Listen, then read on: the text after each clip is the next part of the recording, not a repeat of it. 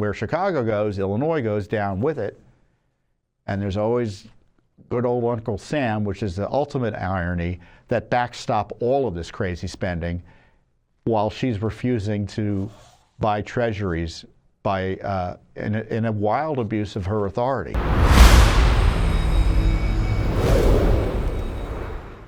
And the craziness in Chicago continues. Illinois is a state in some ways that is out of control when it comes to the rule of law.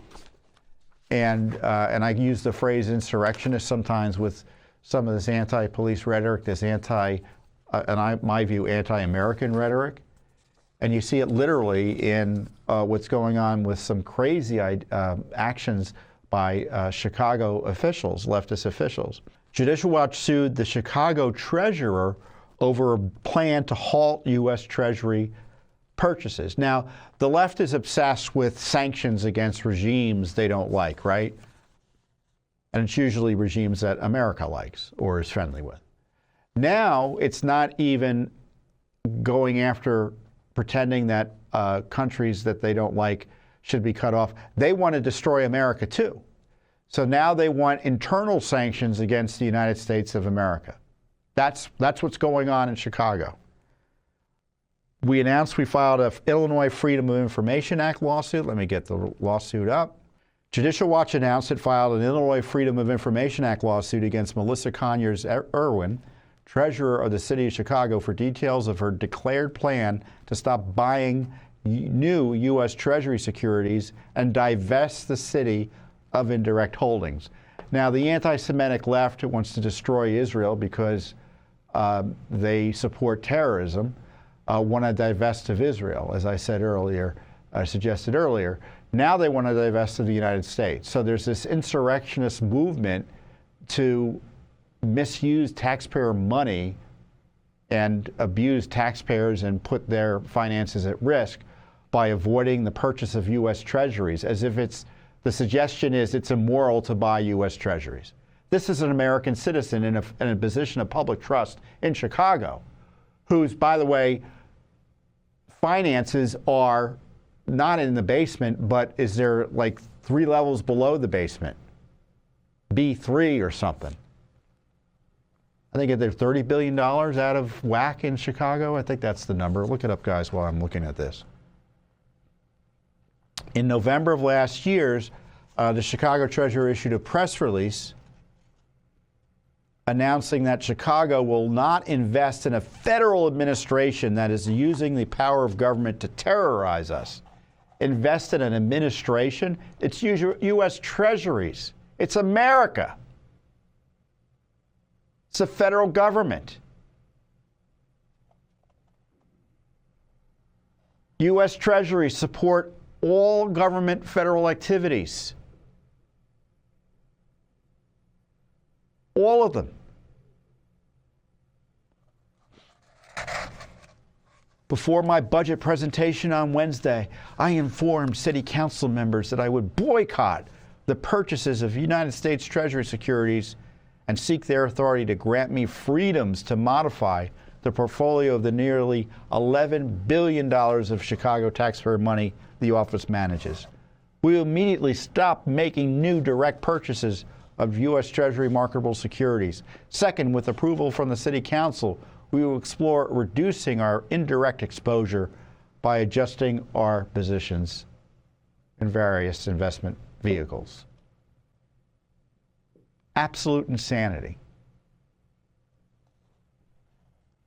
So we asked for records about what's going on in the Chicago Treasurer's office that makes them want to be insurrectionists. Internal emails and communications from the Treasurer referencing the U.S. securities and immigration-related terms because, oh no, you're deporting illegal aliens who aren't supposed to be here, so I'm not going to do my fiscal duty to secure taxpayer money by investing in one of the safest investments in the history of humanity, U.S. treasuries. Unbelievable. And then, of course, there's costs to doing so. Riskier investments result in variability in returns. You could lose more money. We want to know the details.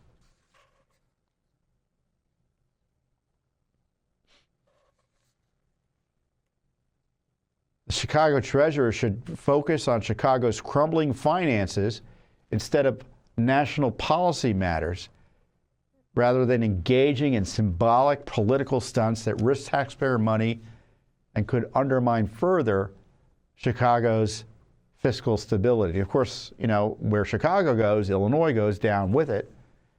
And there's always good old Uncle Sam, which is the ultimate irony, that backstop all of this crazy spending while she's refusing to buy treasuries by, in a wild abuse of her authority.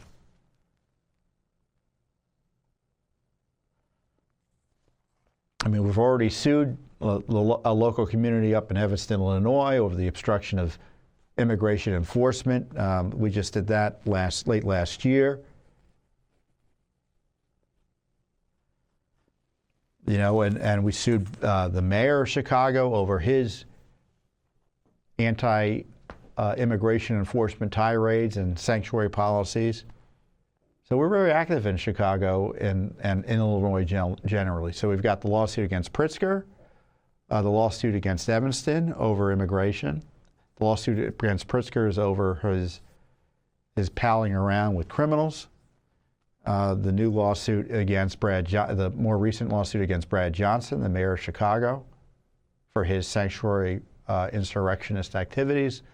And then now the Chicago treasurer, who doesn't want to buy good old U.S. treasuries from Uncle Sam because has crazy hatred for President Trump and wants open borders. And not to mention, we have a civil rights lawsuit against Evanston, Illinois, the community northwest, I think it's northwest of Chicago, that is paying taxpayer money to the tune of $25,000 a pop to only blacks who meet certain criteria. The core one being they have to be black. They don't have to prove discrimination or whatever. And the other criteria are irrelevant. It's racist spending of tax dollars, $25,000, and whites, Asians, Hispanics can't apply. So I think we may have to start up an Illinois Judicial Watch, given all our work out there. And of course, we have the big lawsuit for Congressman Bost over Illinois' counting ballots that arrive for up to 7 days after Election Day, which is now the underlying issue is before the Supreme Court of the United States. So it's not just Washington. We're everywhere, Judicial Watch is, in Illinois, in California, in Oregon, in Maine, Chicago, Rhode Island, Virginia, Texas, Arizona, Nevada, Wisconsin, Michigan. We've got it all covered as best as we're able. And the reason we've got such a significant reach and impact is because of your support, those of you who support us out there with your generous voluntary contributions. And we can't do it without you. We can't be before the Supreme Court without you. We can't sue in Chicago. We can't sue in D.C. We can't sue in California without you. So I encourage you to continue your support. And if you're not supporting Judicial Watch, I encourage you to do so. Go to judicialwatch.org, judicialwatch.org, and find out more about us, support our work directly with a contribution. And if you're unable to support our work at this time with financial help, pray for us. Get the word out about our work. Share this video. Comment on this video. Promote this video. Promote our other work. Spread the word. The reason we're impactful, Judicial Watch is because we have legions of supporters like you out there getting the word out. So there's nary the politician that doesn't know about Judicial Watch, which is a great credit to you, our wonderful supporters. Thanks for watching. Don't forget to hit that subscribe button and like our video down below.